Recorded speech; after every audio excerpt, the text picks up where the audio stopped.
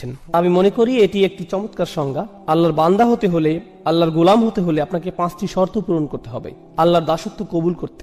এতাআত, দাসত্ব পুরোপুরি মেনে নিতে হবে। যদি এমন হয় যে আপনাকে আল্লাহর দাসত্ব মেনে নিতে হচ্ছে, সাথে অন্য কোনো কিছুর দাসত্ব মেনে নিতে হচ্ছে, তাহলে আল্লাহর দাসত্ব আপনাকে প্রথমে কবুল করতে হবে। আপনি আল্লাহর সৃষ্ট কোনো কিছুর কথা মেনে নিতে পারবেন যদি আপনি একই সাথে আল্লাহর দাসত্ব মেনে নেন। অন্যভাবে বললে, আপনি যদি আল্লাহর কোনো সৃষ্টির কথা মেনে নেন কিন্তু একই সময় আল্লাহর অবাধ্যতা করেন, তাহলে আপনি আর আল্লাহর বান্দা হিসেবে গণ্য হবেন না, কারণ আপনি ইতোমধ্যে শিরক করে ফেলেছেন।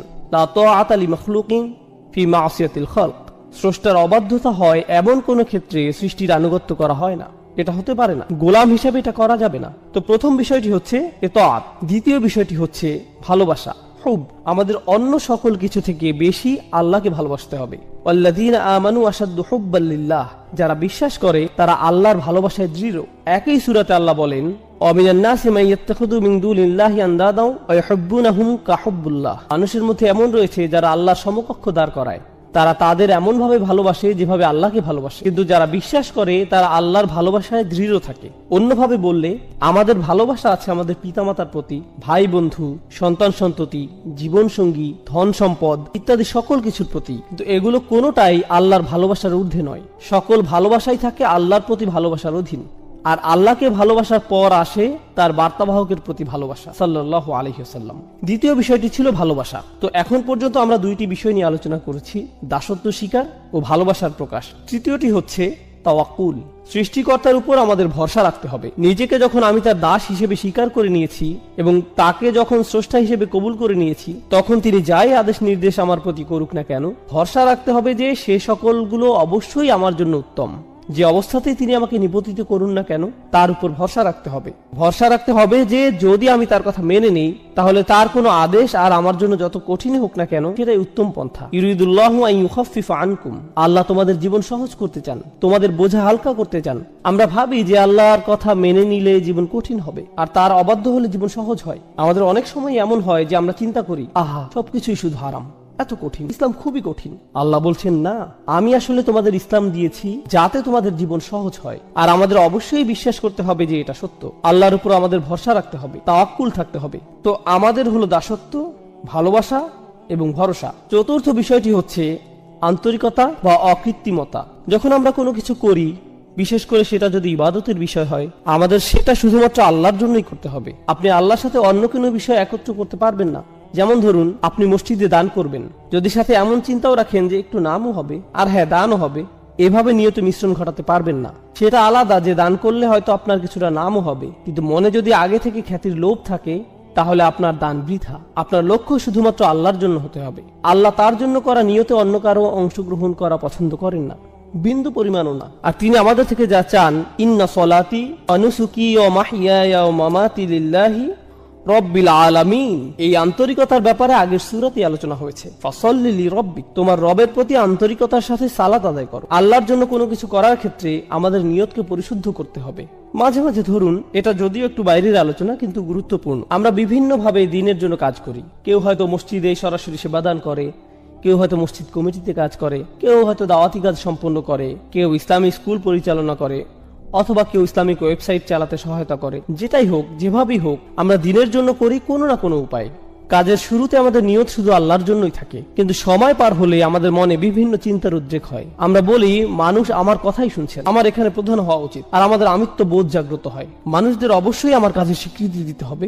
এখন তো কেউ আমার প্রশংসাই করছে না, লোকজন আমার মতের মূল্যায়নই করছে না, আর এতদিন যা কিছু করেছি কিছুই আমলে নিচ্ছে না। এখন বলুন, আমাদের এই কাজ আল্লাহর জন্য নাকি মানুষের স্বীকৃতির জন্য? আর এভাবে আমাদের মনে যা ঘটে সেগুলো কেউই তেমন ভাবে লক্ষ্য করে না, অথচ সময়ের সাথে এভাবেই নিয়ত পরিবর্তিত হতে থাকে। আপনি সততার সাথে আল্লাহর জন্য শুরু করেন হয়তো, কিন্তু সময়ের সাথে আন্তরিকতায় ভাটা পড়ে। আমাদের অবশ্যই ইখলাস বজায় রাখতে হবে, সেই আন্তরিকতা ধরে রাখতে হবে।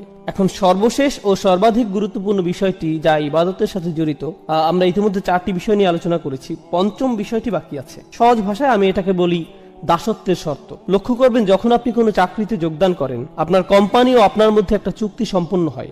চুক্তিতে বলা থাকে আপনি কোম্পানির জন্য কি কি করবেন এবং কোম্পানি আপনার জন্য কি কি করবে। একইভাবে স্বামী স্ত্রীর মধ্যেও চুক্তিনামা থাকে, আমি তোমার জন্য এগুলো এগুলো করব, তুমি আমার জন্য এগুলো এগুলো করবে। চুক্তিনামা, শর্তের আদান প্রদান। একইভাবে সন্তান এবং মা বাবার মধ্যে অধিকারের বিষয় থাকে, এগুলো আমাদের অধিকার, এগুলো তোমাদের অধিকার। এখানেও আদান প্রদান হচ্ছে, পরস্পর বোঝাপড়া এখানেও দেখা যাচ্ছে।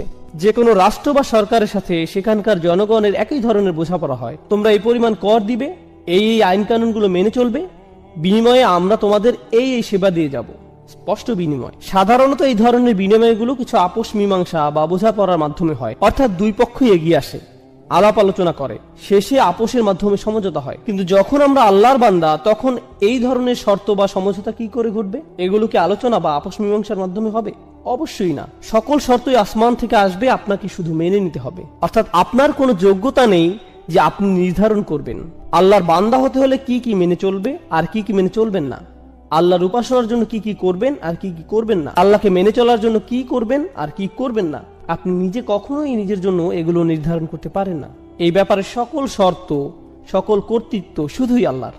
আর শুধুমাত্র এভাবেই আপনি আল্লাহর বান্দা হতে পারেন যে এসব শর্তে, এই চুক্তিতে আপনার সামান্যতম অংশও নেই। সকল শর্তই আল্লাহর, কর্তৃত্ব শুধুই আল্লাহর। এবার আসুন, কাফিররাও আল্লাহকে ডাকে, তারাও তাওয়াফ করে, সিজদাও করে, আল্লাহর নাম তারাও ভালোভাবেই স্মরণ করে, প্রায় সবকিছুই করে। কিন্তু সেই শর্তগুলো, সেই চুক্তিনামা, তারা যেটাকে আল্লাহর দাসত্ব বলে, যেটাকে তারা আল্লাহতে বিশ্বাস বলে, সেই বিশ্বাস, দাসত্বের চুক্তিনামা তারা নিজেরাই বানিয়ে নেয়। কিন্তু আল্লাহ বলছেন, তোমরা যদি নিজেদের মন মতো এই শর্তসমূহ বানিয়ে নাও, সেটা গ্রহণযোগ্য না। এগুলো শুধু তখনই গ্রহণ করা হবে যদি তা কেবল আমার পক্ষ থেকেই আসে। আর সেই শর্তসমূহ যা তার থেকে আসে, সেগুলো মূলত তাই যা নবী রাসূলগণ নিয়ে আসেন। তাই এসব শর্তাবলী, এগুলো খুবই গুরুত্বপূর্ণ। আপনাকে একদিন কেউ বলল, জানো, আমি সৃষ্টিকর্তাকে খুবই ভালোবাসি, আমি প্রায়ই তার উপাসনা করি, প্রার্থনা করি। আসলে আপনি করেন না, আপনি করেন না। কেননা আপনি যদি সৃষ্টিকর্তার প্রার্থনা করেন নিজের মন মতো করে, তাহলে কিভাবে আপনি তার গোলাম হবেন? যখন আপনি সৃষ্টিকর্তার প্রার্থনা করবেন এমন ভাবে, ঠিক যেমন ভাবে তিনি আপনার নিকট আশা করেন, এটাকে সৃষ্টিকর্তার সঠিক উপাসনা বলা যায়। শর্তগুলোর সংজ্ঞা কেবল আল্লাহর পক্ষ থেকেই আসতে পারে। আল্লাহতে বিশ্বাসের অর্থ আসলে কি কি? আল্লাহকে মেনে চলার অর্থ কি? আল্লাহর ইবাদত করার অর্থটাই বাকি। এটি হলো প্রাথমিক আলোচনা। দাসত্বের শর্তসমূহ দুইটি বিষয়। আমি চাই আপনারা ইবাদত শব্দটার আসলে আরবিতে কি বোঝায় সেটা আগে জেনে নিন। কিংবা বলা যায় উবুদিয়্যাহ শব্দটি, যেটি মূলত মাজদার ব্যাকরণ অনুযায়ী, এটি মূলত দুটি বিষয়ের সমন্বয়। এখন আমি যদি শুধুমাত্র যে কোনো একটি আপনাদের সামনে প্রকাশ করি, তাহলে মূল অর্থটি অসম্পূর্ণ থেকে যাবে। মূলত এটি ক্লাসিক্যাল আরবির সামনে ইংরেজি ভাষার একটা সীমাবদ্ধতা। ক্লাসিক্যাল আরবি ভাষা একই সময় বিভিন্ন বৈশিষ্ট্যের প্রকাশ ঘটায়। এখন আমরা যদি কোনো বিষয়ের ক্ষেত্রে পুরোপুরিভাবে অর্থের প্রকাশ না ঘটাই, বাক্যের আংশিক প্রকাশ আমাদের মনে গন্ডগোল বাঁধাতে পারে। তো দুইটি পরিভাষা যা ইবাদত শব্দটির সকল বৈশিষ্ট্য ও গুণাগুণ পরিপূর্ণরূপে প্রকাশ করে, সে দুইটি হলো প্রার্থনা ও দাসত্ব। হ্যাঁ, এই দুটির সমন্বয়, প্রার্থনা ও দাসত্ব। আমরা সাধারণত যে কোনো একটি গ্রহণ করে থাকি, কিন্তু ইংরেজিতে দুইটি সম্পূর্ণ আলাদা শব্দ, যা ক্লাসিক্যাল আরবিতে একটি শব্দে প্রকাশ পায়, ইবাদাহ এবং উবুদিয়্যাহ। তাই যখন আল্লাহ রাসূল সাল্লাল্লাহু আলাইহি ওয়াসাল্লাম বলেন লা আ'বুদু মা তা'বুদুন, এর মানে শুধুমাত্র এই না যে আমি প্রার্থনা করব না, বরং এর মানে এও দাঁড়ায় যে আমি দাসত্ব স্বীকার করব না, আমাকে তোমরা গোলাম বানাতে পারবে না। খুব সংক্ষেপে আমি আপনাদের প্রার্থনা এবং উপাসনা করা এবং দাসত্বের মধ্যকার যে পার্থক্য সেটি দেখিয়ে দিতে চাই। যখন মাগরিব আসলো, আমরা আল্লাহ তাআলাকে স্মরণ করছি, প্রার্থনা করছি। যখন এশার সালাতের সময় আসবে, আমরা আল্লাহর প্রার্থনা করব। কিন্তু এই দুই নামাজের মাঝখানে সময় আমরা কি করি? এই দুই নামাজের মাঝখানে যখন আমরা ছিলাম, এই দুই নামাজের মাঝখানে আমরা ছিলাম আল্লাহর দাস। যখন আপনি ঘুমাচ্ছিলেন তখন আপনি প্রার্থনা করছিলেন না, কিন্তু ঠিকই আপনি ছিলেন তখন আল্লাহর দাস। যখন আপনি ঘুম থেকে উঠলেন, দাঁত ব্রাশ করলেন, নাস্তা করলেন, আপনার কাজে যাওয়ার জন্য গাড়ি ড্রাইভ করলেন, সে সময় আপনি প্রার্থনা করছিলেন না, কিন্তু তাহলে আপনি কি করছিলেন? যদিও হয়তো এ সময় আপনি কোরআন তেলাওয়াত করছিলেন না বা কোনো জিকির আজকার করছিলেন না, কিন্তু ঠিকই এই সময় আল্লাহর দাসই ছিলেন।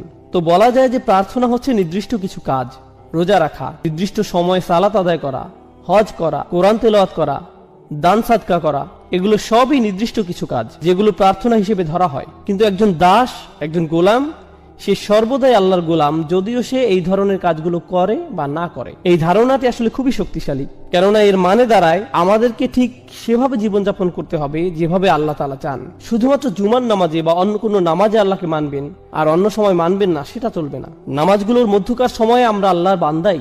হাফিজু আলা সলাওয়াত ওয়াস সালাতুল উস্তা। আলেমদের মধ্যে অনেকে বলেন এখানে সলাতুল উস্তা বলতে নামাজগুলোর মধ্যকার সময়ের কথা বলা হয়েছে। এই সময়ে আল্লাহর সাথে আমাদের কানেক্ট থাকতে হবে, এই সময়ে আল্লাহর সাথে আমাদের সম্পর্ক থাকতে হবে, আমাদের আল্লাহর প্রার্থনা করতে হবে, একই সাথে আল্লাহর দাসত্ব মেনে নিতে হবে। এখন আমরা হয়তো অনেকেই আল্লাহর প্রার্থনা ঠিকভাবেই করি, কিন্তু দাসত্বের ক্ষেত্রে, যেমন হয়তো আপনি আসরে নামাজ পড়েছেন, কিন্তু এখন ভাবছেন সময় তো আছে, একটু মুভি দেখা যায়, মাগরিব চলে আসলো, হ্যাঁ মাগরিবের নামাজেও চলে আসছেন, কিন্তু এভাবে আপনি শুধু প্রার্থনা করছেন, দাসত্বের শর্তে টিকছেন না, আল্লাহর বান্দা হতে পারছেন না। কার হয়তো একটি মদের দোকান আছে, কিন্তু সে 5 ওয়াক্ত নামাজ পড়ছে মসজিদে গিয়ে। তো এখান থেকে সহজে বোঝা যায় যে সে আল্লাহর প্রার্থনা সঠিকভাবে করছে, কিন্তু আল্লাহকে মানছে না, কোনোভাবেই সে আল্লাহর বান্দা নয়। তাই সমস্যা হয়ে যায় আমাদের এই ইংরেজি অনুবাদগুলোর কারণে। এই অনুবাদগুলো দেখে আমাদের মনে হয়, যাক অন্তত পক্ষে আল্লাহর প্রার্থনা তো সঠিকভাবে করছি, আমার কাজ তো হয়ে গেল। না না, আপনি আল্লাহর প্রার্থনা করছেন, কিন্তু আপনি আল্লাহর বান্দা নন। প্রার্থনা করা হচ্ছে একটি অংশ, দাসত্ব হচ্ছে অপর অংশ, এবং ইবাদত এই দুইটি অংশ নিয়ে গঠিত, শুধু একটিতে হবার নয়। এখন আরবদের ব্যাপারটি লক্ষ্য করুন। আরবদের দুটি সমস্যা ছিল। প্রথমটি হচ্ছে তারা আল্লাহর প্রার্থনায় বিমুখ ছিল, তবে এর চাইতে বড় সমস্যা, তারা আল্লাহর দাসত্ব মেনে নিতে রাজি ছিল না। এই সূরাটি এই দুইটি সমস্যা নিয়ে আলোচনা করছে। আমাদের এই সমস্যা দুটি স্পষ্টভাবে চিহ্নিত করে নিতে হবে। যখন তারা আল্লাহর সামনে মাথা নত করতে এবং অন্য সকল উপাস্য থেকে মুখ ফিরিয়ে নিতে অস্বীকার করে, তখন সেটা তাদের কোন সমস্যা, প্রার্থনাগত সমস্যা নাকি দাসত্বের সমস্যা? অবশ্যই এটি তাদের প্রার্থনাগত একটি সমস্যা। কিন্তু যখন তারা ইয়াতিমদের দূরে ঠেলে দেয়, যখন তারা নারী শিশুদের হত্যা করতে বিরত থাকে না, যখন তারা গরিব দুঃখীদের দিকে ফিরেও তাকায় না, যখন তারা ন্যায় বিচার থেকে নিজেদের দূরে সরিয়ে নেয়, যখন তারা বিনা অপরাধে মানুষ হত্যা করে, যখন তারা কৃতদাসদের উপর অমানবিক অত্যাচার করে, তখন তারা আসলে কিসের সাক্ষ্যদান করে? তারা মূলত আল্লাহর দাসত্বকে প্রত্যাখ্যান করে। আল্লাহর বান্দার ন্যায় জীবনযাপন তারা কোনো আগ্রহ দেখায় না। আপনি আল্লাহর বান্দা মানে আপনি আল্লাহর উপাসনা করেন এবং তার সাথে তার দাসের ন্যায় জীবনযাপন করেন, দুইটি বিষয়। এখন আয়াতটি আমরা ভালোভাবে বুঝব। লা আ'বুদু মা তা'বুদুন, এখানে লা আ'বুদু অর্থাৎ আমি দাসত্ব করব না এবং আমি প্রার্থনা করব না, যার ইবাদত তোমরা করছো। আমাদের বুঝতে হবে এই আয়াতে আল্লাহ রসুলকে বলা হয়েছে কাফিররা কিসের প্রার্থনা করত আর তারা কার দাসত্ব করত সে ব্যাপারে কথা বলতে। তো তারা কিসের প্রার্থনা করত এবং তারা কার দাস ছিল বলে মনে করেন? তারা বিভিন্ন মূর্তির, নিজেদের বানানো মেকি ঈশ্বরের উপাসনা করত এবং তারা নিজেদের লোভ লালসার দাস ছিল। দুইটি বিষয়, তারা মূর্তিগুলোর পূজা করত এবং নিজেদের শাহাওয়াত, লোভ লালসার গোলাম হয়ে গিয়েছিল, নিজের নফসের পূজারী। আল্লাহ রসুল তাদেরকে বলছেন, আমি তোমাদের এসব মূর্তি প্রার্থনাকে প্রত্যাখ্যান করি এবং নিজের নফসের দাসত্বকেও অগ্রাহ্য করি। এই দুইটা বিষয়কেই আমি প্রত্যাখ্যান করলাম, আমি কখনো এগুলো মেনে নিব না। এই কাফিরদের চিন্তা ছিল অনেক দিন ধরে এই ঝামেলা চলছে, প্রায় 1 দশক হয়ে যাচ্ছে, আর তো ভালো লাগছে না ব্যাপারটা, কিছু একটা করা উচিত। মক্কার পরিবেশও কেমন থমথমে, মুসলিম আর কাফিরদের মধ্যে এই মারামারি কাটাকাটি আর সহ্য করা যায় না, চলো কিছুটা ছাড় দিয়ে দেখি। তাদের চিন্তা ছিল যে সমাজে এখন কিছুটা শান্তি ঐক্যের প্রয়োজন, এতে করে মক্কার পরিবেশ কিছুটা শিথিল হবে, আমাদের ভবিষ্যতের জন্য ভালো হবে। লা আ'বুদু, বেশিরভাগ ব্যাকরণবিদের মত অনুযায়ী এই আয়াতে মুদারিতে লা শব্দটির কারণে বর্তমানের চাইতে ভবিষ্যতের কথা এখানে অধিক বোঝানো হয়েছে। অর্থাৎ রাসূলুল্লাহ বলছেন, তোমরা আশা করে কোনো লাভ নেই, আমি কখনোই তোমাদের আশা অনুযায়ী কাজ করব না। তোমরা যদি মনে করো ভবিষ্যতে তোমাদের হয়তো সুযোগ আছে, সময় গেলে পরিস্থিতি পাল্টাবে, আমি কখনোই এসবের প্রার্থনা করব না। এবং তোমরা যা কিছুর উপাসনা করছো এবং দাসত্ব মেনে নিয়েছো, সেসবের দাসত্ব আমি কখনোই কবুল করব না, এমন কখনোই হবে না। তোমাদের মাথা থেকে এই চিন্তা দূর করে ফেলতে পারো। চলুন আমরা পরের আয়াতে যাই। ওয়ালা আনতুম আবিদুনা মা আ'বুদ, আর হ্যাঁ, তোমরা কখনোই প্রার্থনাকারী তো ছিলে না, না তোমরা কখনো দাসত্ব স্বীকার করেছিলে। এখন আবিদুন শব্দটা একটা ইসম, অর্থাৎ এটি একটা বিশেষ্য। তার মানে এখানে বোঝানো হচ্ছে তোমরা অতীতে কখনোই এবং বর্তমানেও না, আর ভবিষ্যতেও তোমরা কখনো কোনোভাবেই আমি যে সৃষ্টিকর্তার উপাসনা করি তার উপাসনা করবে, বা যে সৃষ্টিকর্তার দাসত্ব আমি করি তার দাসত্ব মেনে নিবে। এটা অতীতে আগে কখনোই হয়নি এবং ভবিষ্যতেও কখনো হওয়ার কোনো সুযোগ নেই। তার মানে বোঝা যাচ্ছে যে এটা শতভাগ নিশ্চিত তারা চিরন্তনভাবে এই কুফুরির উপর বিদ্যমান। এখন আপনারা যদি এই আয়াতটি ভালোভাবে বুঝে নিতে চান, কেন আল্লাহ বললেন যে তারা তাদের কুফুরির উপরই বিদ্যমান থাকবে, কেন তারা কখনোই মানবে না? কুরাইশদের এই নির্দিষ্ট কিছু নেতাদের কেন আল্লাহ এভাবে অভিশপ্ত করলেন, সেটার উত্তরটি কোরআনের অন্য এক স্থানে আমরা পাই। আল্লাহ বলেন, আম আবরামু আমরান ফাইন্না মুবরিমুন। খুবই গুরুত্বপূর্ণ একটি আয়াত। এই আয়াতটি বোঝার জন্য আপনাদের খুবই গুরুত্বপূর্ণ একটা শব্দ সম্পর্কে ধারণা নিতে হবে। আরবি শব্দটি হচ্ছে ইব্রম। ইব্রম এই শব্দের অর্থ হয় কোন স্থাপনার জন্য দড়ি বাঁধা। আপনারা নিশ্চয়ই জানেন আগেরকার দিনে আমাদের কাছে সিমেন্ট ছিল না, সিমেন্ট বলতে কিছুই ছিল না। তো এখন আপনার কাছে 2 টুকরো কাঠ আছে, আপনি সেগুলো কিভাবে জোড়া লাগাবেন? বেঁধে নেওয়া ছাড়া আর কোনো উপায় নেই। আপনি কোনো দুর্বল বা পাতলা কোনো দড়ি অবশ্যই নেবেন না, আপনি দ্বিগুণ মোটা করে একটি দড়ি নিতে হবে, সেটা ঘুরিয়ে পেঁচিয়ে শক্ত করে নিতে হবে। আর সেটা কেবল একবার বাঁধলেই হবে না, একের অধিক গিট দিতে হবে। অর্থাৎ প্রক্রিয়াটি প্রত্যেক ধাপেই দ্বিগুণ, দ্বিগুণ, ত্রিগুণ এভাবে করে করে পদক্ষেপ নেওয়া হচ্ছে, যাতে নিশ্চিত থাকা যায় যে দড়িটি কখনোই ছিঁড়বে না। আর আল্লাহ তাআলা এখানে এই শব্দটি ব্যবহার করছেন কাফেররা তাদের কুফরের উপর স্থির থাকতে ঠিক কতটা প্রতিজ্ঞাবদ্ধ সেটা বোঝাতে। আবরামু আমরন, তারা কি তাদের এই সিদ্ধান্তের ক্ষেত্রে দড়িতে গিট লাগার ন্যায় প্রতিজ্ঞাবদ্ধ হয়ে গিয়েছে? তারা কি তাদের সিদ্ধান্তে এতটাই দৃঢ় যে তারা কখনোই আর ফেরত আসতে চায় না? কেননা আপনি যদি একবার এই দড়িতে গিট লাগিয়ে দেন, তার মানে বোঝা যাচ্ছে যে আপনার ইচ্ছা আর কখনো ফেরত না আসা। বিষয়টা জুতার ফিতার ন্যায় সহজ নয় যে কিছুক্ষণ পর আপনি আবার খুলে ফেলবেন। আল্লাহ বলছেন তারা এতটাই নিশ্চিত যে তাদের কুফরির এই সিদ্ধান্তে তারা আর কখনোই ফেরত আসতে চায় না। বিষয়টি কেমন? যদি এমনই হয় ফা ইন্না মুবরিমুন, তাহলে আমরাও আমাদের দড়ি বেঁধে দিচ্ছি। যদি তারা এতটাই নিশ্চিত থাকে, তাহলে আমরাও নিশ্চিত যে আমরা তাদেরকে কুফরির উপরই প্রতিষ্ঠিত রাখব। আর দেখুন, আল্লাহ যখন তাদের দড়ির কথা উল্লেখ করছেন তখন ফিল বা ক্রিয়া ব্যবহার করছেন। আবরামু ফেইল মাদি বা অতীতকালের ক্রিয়া। কিন্তু আল্লাহ যখন নিজের দড়ির কথা বলছেন তখন তিনি বিশেষ্যর ব্যবহার করছেন। আপনারা জানেন এমন ক্ষেত্রে ক্রিয়া এবং বিশেষ্যের মধ্যে তফাৎ কেমন হয়? ক্রিয়া ক্ষণস্থায়ী কিন্তু বিশেষ্য চিরস্থায়ী। অর্থাৎ তারা আজ যতই নিশ্চিত থাকুক যে তারা সেই দড়ির গিট খুলবেই না এবং ঈমান আনবে না, বিচার দিবসে যখন তারা নিজেদের কর্মফলের সম্মুখীন হবে, আপনারা জানেন কি হবে, তাই না? রুবামা ইয়াউদ্দুল্লাযীনা কাফারু লাউ কানু মুসলিমিন, হয়তো অবিশ্বাসীরা চাইবে সেদিন মুসলিম হতে, তারা চাইবে তাদের সেই গিট, সেই দড়ি যাতে কোনো মতে একটু খোলা হয়, কিন্তু অনেক দেরি হয়ে গেছে, অনেক সময় চলে গিয়েছে। তাই আল্লাহ বলছেন ফা ইন্না মুবরিমুন, আমার বাঁধন তো চিরদিনের জন্য। বিশেষের ব্যবহার হয়েছে এখানে, অর্থাৎ সমাপ্তি ঘটে গেছে, শেষ। আর কাফিরদের ক্ষেত্রে বলা হচ্ছিল সংশয় আকারে, তারা কি আসলেই এভাবে দড়িতে গিট লাগাতে যাচ্ছে? সত্য কি? কিন্তু এখানে কোনো সংশয় নেই, এটাই সত্য। আল্লাহ বলছেন আল কাফিরুন, তাহলেই এটাই হবে। অন্যভাবে বললে তারা তাদের সিদ্ধান্ত স্থির করে ফেলেছিল, তাই আল্লাহ তাআলাও তার সিদ্ধান্ত নিয়ে নিয়েছেন। অবাক হওয়ার কিছু নেই। তোমরা কখনোই সেই সত্তার প্রার্থনা করনি যার প্রার্থনা আমি করেছি। মনে করো না যে আমার নবুয়তের পূর্বে তোমাদের আর আমার বিশ্বাস একই ছিল। না না না, কখনোই না। ওয়ালা আনতুম আবিদুন, তোমরা কখনোই করনি, কখনোই সঠিকভাবে প্রার্থনা করনি, আগেও কখনো করনি, ভবিষ্যতেও কখনো করবে না। যার দাসত্ব আমি এখন করছি তোমরা তা মেনে নিবে না। আবুদ, এই শব্দটি রাসূলের জন্য বর্তমানকালে ব্যবহৃত হয়েছে। খুবই চমৎকার প্রয়োগ। এই শব্দটি বর্তমানকালে ব্যবহৃত হলে কি বোঝায় জানেন? তিনি তার অতীত বোঝাননি, তিনি শুধুমাত্র তার ভবিষ্যৎ নিয়ে বলেছেন। আর এটি খুবই চমৎকার কেন জানেন? কারণ তিনি কখনোই শিরক করেননি। রাসূলুল্লাহ সাল্লাল্লাহু আলাইহি ওয়াসাল্লাম কখনোই শিরক করেননি, সেটা আমরা জানি। কিন্তু সত্যিকার অর্থেই তিনি আল্লাহর বান্দা তখন হলেন যখন আল্লাহর পক্ষ থেকে তার নিকট ওহী আসা শুরু হলো। তিনি সত্য খুঁজে ফিরছিলেন, সর্বক্ষণ চিন্তায় পেরেশানিতে মগ্ন ছিলেন। ওয়াজাদাকা দাল্লান ফাহাদা, আমরা তোমাকে অন্বেষণ করতে দেখেছি এবং পথ প্রদর্শন করেছি। কিসের পথ দেখানোর কথা বলা হচ্ছে? দাসত্ব কবুলের পথ। হেদায়েত ও দাসত্ব একই পথের পথিক। ইয়াকা না'বুদু ওয়া ইয়াকা নাস্তাঈন, তারপরে কি আসছে?